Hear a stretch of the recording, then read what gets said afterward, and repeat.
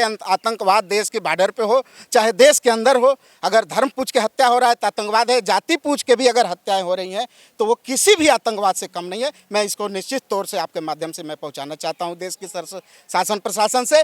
इस चीज़ पे अगर धर्म पूछ के हत्या हो रही है और जाति पूछ के, दोनों को आतंकवाद के श्रेणी मिला करके और उस कठोरतम कार्रवाई करने का प्रयास करें। और इसको राजनीतिक एजेंडा अगर बनाएंगे तो देश की जनता चुनाव के साथ साथ हर तरीके से आपके विरोध में खड़ा होगी।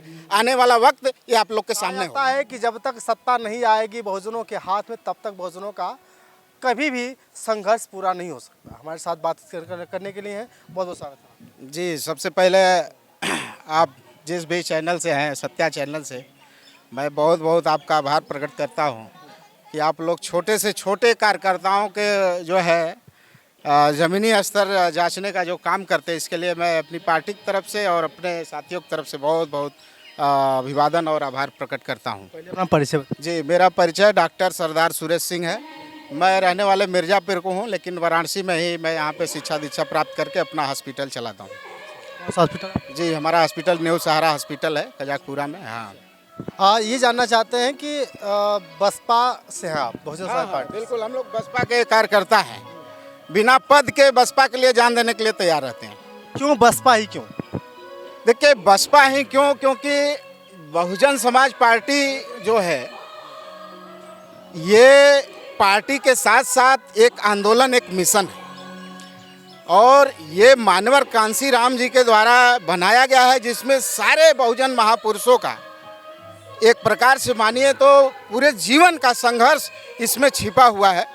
और बसपा के अंदर न होते हुए भी बसपा अपने अंदर हम लोगों ने रख लिया। हम अगर बसपा में कल के डेट में हमको पद भी मिलता है, फिर निकाल भी दिया जाता है, फिर भी बसपा हमारे अंदर है, उसको कोई नहीं निकाल सकता है। युद्ध हो रहा है, इसको कैसे देख रहे हैं? देखिए, सर्वप्रथम देश और हम आतंकवाद के खिलाफ हैं। और वो आतंकवाद, चाहे वो देश के बॉर्डर की बात हो चाहे देश के अंदर की आतंकवाद, रूप वही है, उसका चेहरा परिवर्तन है।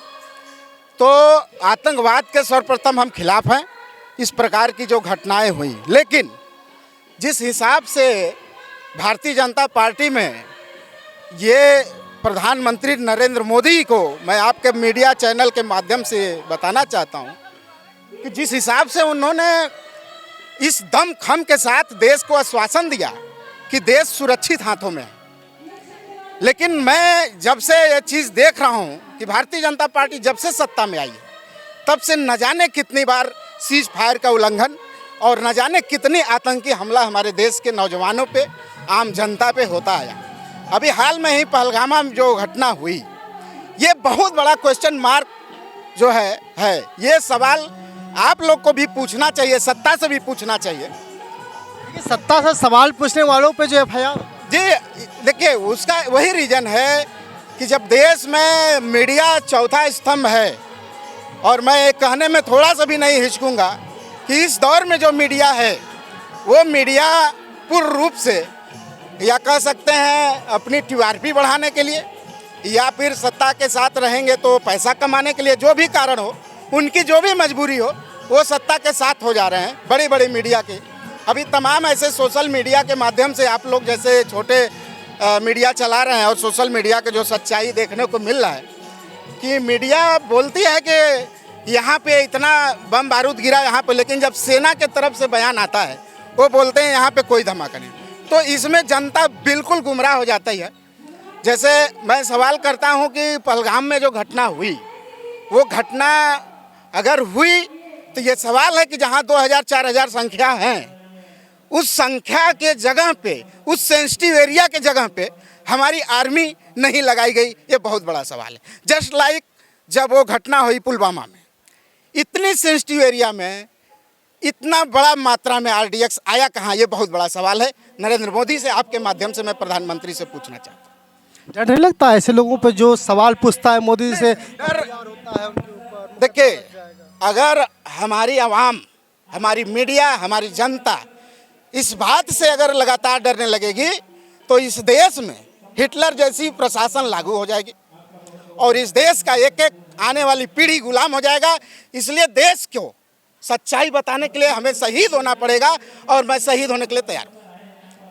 एक तरफ धर्म की बात हो रही है, एक तरफ देश की बात हो रही है, एक तरफ अगर हम यहाँ की बात करें इस भारत में, जहाँ धर्म पूछ करके बड़ी विवाद हो जाता है, धर्म पूछ करके बवाल होता है। अभी देखा धर्म पूछ के गोली मारी गई थी, लेकिन कहीं कहीं जाति पूछ करके जो लाठियाँ चलाई जाती देखिए, मैं वही कहना चाहा हूँ कि चाहे आतंकवाद देश के बॉर्डर पे हो, चाहे देश के अंदर हो, अगर धर्म पूछ के हत्या हो रहा है तो आतंकवाद है। जाति पूछ के भी अगर हत्याएं हो रही हैं तो वो किसी भी आतंकवाद से कम नहीं है। मैं इसको निश्चित तौर से आपके माध्यम से मैं पहुँचाना चाहता हूँ देश की शासन प्रशासन से।